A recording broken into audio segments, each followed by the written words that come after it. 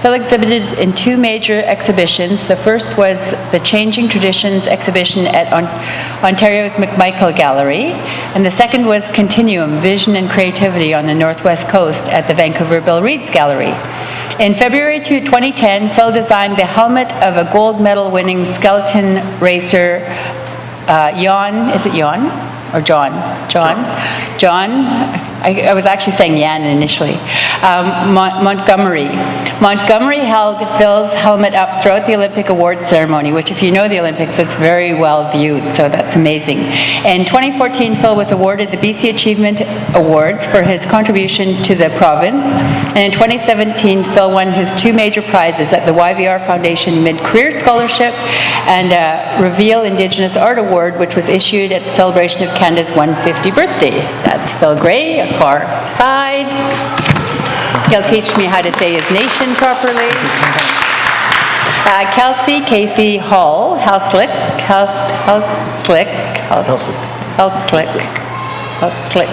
Anyway, I've got to work on my languages. I'm trying to learn Luchana so I hear the sounds. Casey Hall was born in Bella Bella and was raised in East Vancouver since he was 2 years old. He is the grandson of hereditary chief Irene Walkis Brown. At a very young age, Casey always had an interest in illustration. After graduating from high school, he began creating work on a larger scale, including painting and drawing. In February 2012, Casey studied with Niska artist Robert Tate in the Northwest Coast Jewelry Arts program at the Native Education College in Vancouver.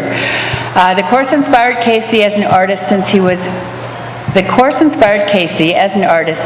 introduced to Northwest Coast formline, and he instantly fell in love with this visual language. In 2016, Casey designed and presented a blanket to Prince Williams and Duchess of Cambridge while the royals were on a visit to BC. Currently, Casey is creating work that combines both the style of graffiti and the art of his people and formline design, while still following the traditions of both intricate forms. In 2017, Latimer Gallery hosted an exhibition titled Hey Lou? Hey Lou? Yeah, it's that Bardell, right? Fresh, it means fresh, which featured the work of Casey and his fellow Helslick artist Dean Hunt. See, we're all learning the names. Oh, thank you. This is Casey here. Thank you. Helping me in many ways give his bio. Bill McLennan, who was the instigator of getting my big Thunderbird in the Vancouver International Airport. That's the personal note and the tie. There's many things I read in his bio that I didn't know about Bill. So William McLennan received his degree in arts and merchandising. In 1975, Bill began to work at the Museum of Anthropology, MOA, and that's where I got to know him too. In 1993, he began to curate exhibits, and in 2000, he officially became the curator. McLennan's first exhibit as curator was the Transforming Images, after he discovered through extensive research that infrared film could reveal Northwest Coast paintings that had disappeared under the patina of age, which is an incredible process. In 1993, the Transformations image book was published by the same name, which won the award for Outstanding Achievement from the Canadian Museums Association in 2001. He continues to win many awards. In 2010, McLennan curated an exhibit displaying the works of Charles and Isabel Edenshaw titled Signed Without Signature, Works by Charles and Isabel Edenshaw. This exhibit used 3D imaging technology to show the patterns on 3D objects in a flat, undistorted perspective. McLennan retired from MOA on October 31st, 2013, but they couldn't live without him, so they brought him back, which we love. Bill, welcome.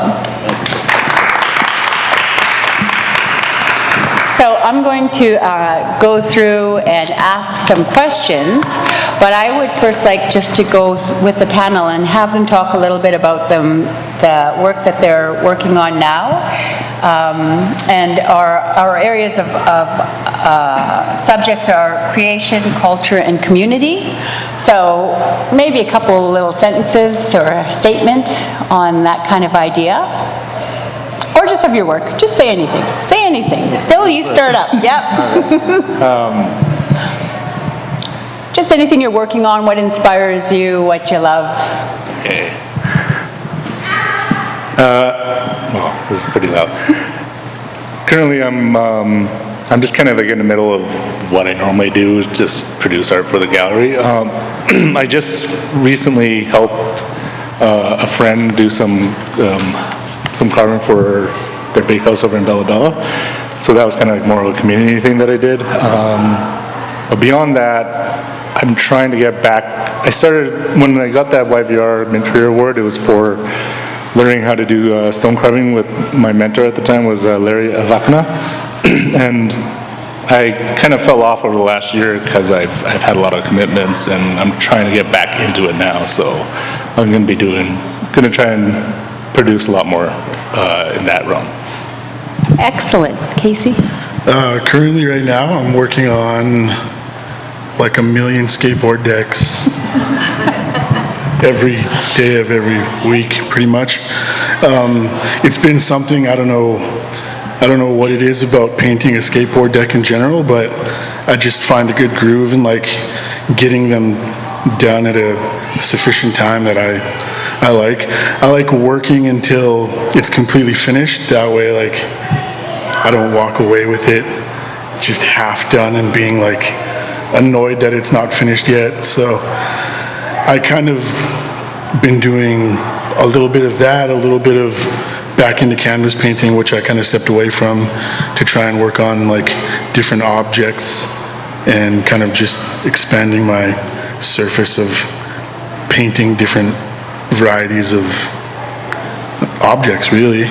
But a lot of it right now is based on like aerosol painting and kind of stepping back into doing my like the roots of my graffiti, where I'm doing a lot of the background base of my paintings in spray painting and stepping away from splattering paint everywhere in my kitchen. I'm now on my patio making a mess there and annoying my fiance with never being inside. So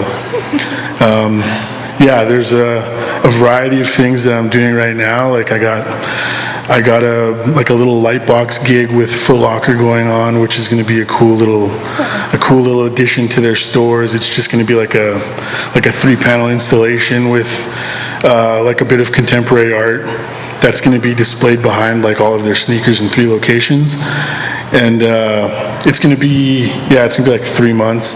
It's going to be a cool little thing. I was skeptical in getting into it just because I didn't know really what it was for, but like I also stepped into digital work too, so that's why I think they reached out, because I started producing a lot more digital designs that were for logos and pamphlets and all this other stuff. So I'm taking a turn into the digital world just to see how it goes. It's a lot of fun, but I don't like sitting down for too long, so I don't do it very much. But that's what I'm doing. Excellent. Bill, what are you up to? So I'm working on a book with Karen Dufik and Jordan Wilson, and it's based on the exhibit at MOA, the Elspeth McConnell Gallery of Masterworks that she donated when she passed away. And so the book is coming along. It's going to be a very different book. It's all interviews with artists, First Nations lawyers, First Nations activists, and it'll be a very different view of artifacts. There will be a short typical description in that. And it's coming along. Most of it's at the publisher now, and although I'm sure the publisher is biased, he said, this is the most interesting book I've ever read. So that's cool, but it's still it's a year away. The other thing I did recently was interesting. I was up in Bellacoola where my daughter and son-in-law, who's Mohawk, and granddaughter was, and I was helping clean out his truck because he had been hunting and all the muck was still in the truck, and the grizzly bears were in the next door yard smelling what was in his truck, and then he was trying to smoke his garage, and so, which is where the deers were hung, so that the grizzlies wouldn't know where the meat was. So that was an interesting different sort of museum experience. That's excellent. Love those stories. So part of this panel was looking at Dempsey Bob's video rendition that the BC Achievement Foundation did. And so I'm going to read a quote, and then I'm going to pass out those questions. So Dempsey, I've shortened part of these quotes. It says, he was answering, why is art important? Art is what makes us human. Excellence is what demands us to be better people. Your culture gives you value, meaning, direction, inspiration. It gives me a reason to get out of bed and do something. So I pass it to the panel. What makes you get out of bed?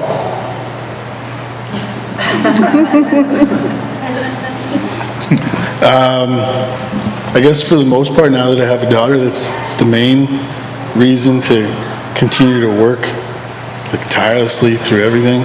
So on top of producing as much artwork as I can, I also work a day job just so I can, get by in Vancouver. But as for waking up every day, I also I have so many ideas in my head when it comes to like artistic or like art, I guess, that I constantly just want to keep painting, but at the moment that's not the thing that I can always do. So just waking up and hoping to get back to my desk after a long day of work to do more work is what I really want to do.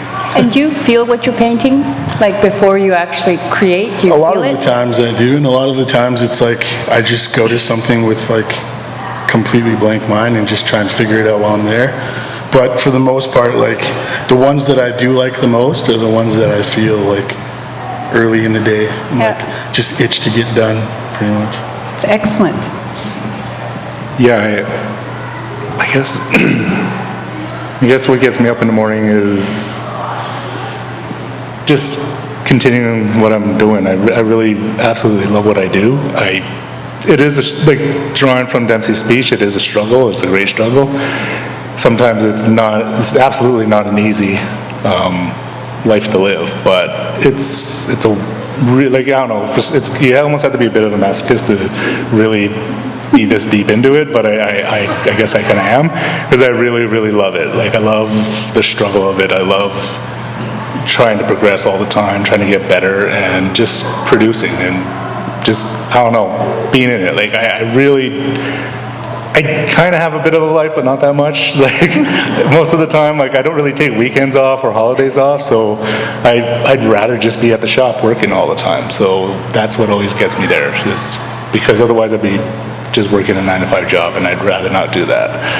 And do you feel the ancestors when you're working? Do you tie into that? I have a short memory, so whenever I get into these philosophical conversations with people, I never really can remember having those type of feelings, but I'm sure I do. Yeah. Sometimes I do have these weird feelings like I'm meant to be doing this, but then there's other times where I'm like, no, this is just a job. Or, I have this weird relationship, almost contradictory thought process when it comes to it, is that I'm not really an artist. I'm just getting the job done to me, which is complete bull, because, I couldn't really do what I do if I wasn't, somehow connected or somehow artistic. Excellent, thanks, Bill. Yeah, so I'm a bit obsessive. I was just back in Montreal and Toronto for some meetings with a foundation that helps support MOA sometimes. And so on the last day, I got up at 5 in the morning and caught the train to Toronto, and then the train from Union Station up to the ROM, and photographed in infrared pieces I had missed 30 years ago. And so Northwest Coast art is spread all around the world, right? So you don't, unfortunately, yet go back to the communities. There's more and more cultural centers, but just tracking these things down and finding ways where other artists can find them is so important. And I don't know, that's what I think about all the time. Where can I find more? The family that my daughter's associated with in Bella Coola gave me a photograph taken maybe about 1900 of the Louis, great-great-grandfather as a little boy, and his grandparents have a big blanket over their knee and a blanket behind them, And they simply gave me the picture and said, find those, right?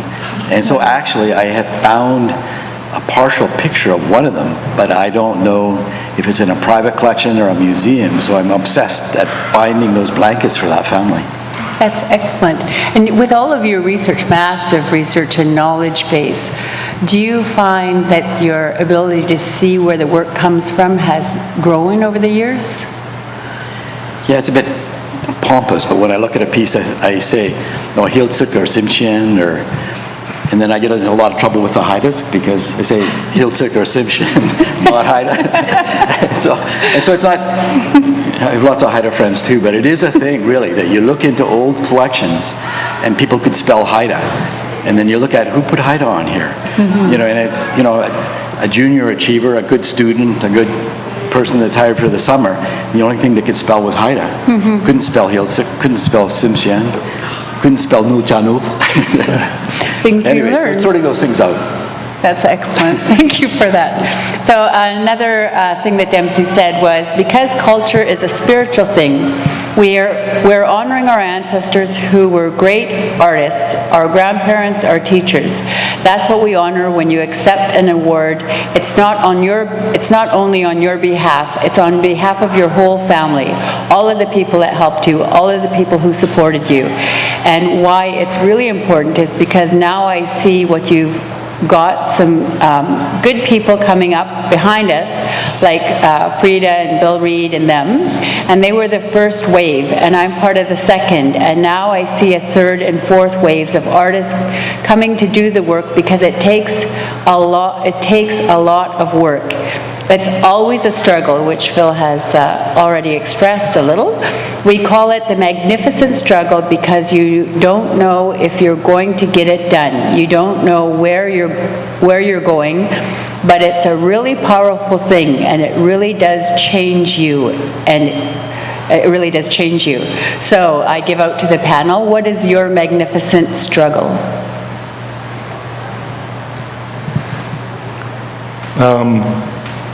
Mine is, my struggle is with being satisfied with myself. I almost find like it's like a detriment to me if I am, and it's an unhealthy way to think, but it always makes me feel better eventually when I'm pushed further beyond what I am. So I always have like a negative viewpoint of any of my work, so I'm like never happy with my work when I'm done with it.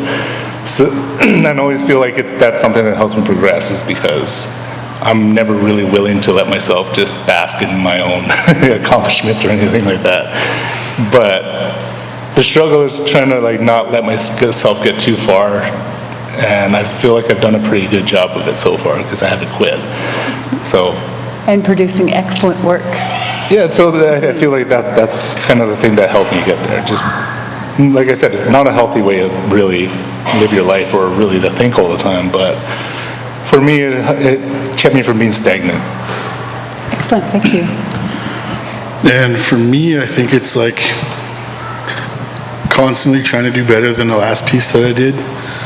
A lot of what amps me up and what I think is a good piece of mine is like based on social media, which is like, again, like you said, it's not like a good way to think, because like, oh, this is probably one of my better ones because I got like 300 likes on it.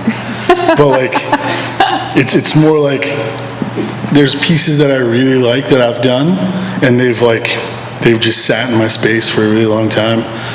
And then the next day when I'm starting my next one, I'm like, I got to do better than that one. So I start something thinking like I'm going to knock it out of the park, and a lot of the times I'm like ready to just kick it out my back door, because I think too much in trying to like beat my last painting that I did, that it's like I'm trying to like force myself to, you know, produce something when I could just let myself do it organically, and it might turn out better than I've ever done. But I'm always constantly trying to like one-up myself, and at times I get really angry with my own pieces at home, and I'm like ready to just not do anymore. And like I have the problem of not wanting to stop until I'm finished, but when I don't like a piece and I'm already halfway through it, then I'm bringing it outside and like repainting it, and then I just get mad at myself again, because like Like, I spent like 2 hours doing this and then hated it, and now I'm going back outside to paint over it, and no one will even know that I ever did that. So that's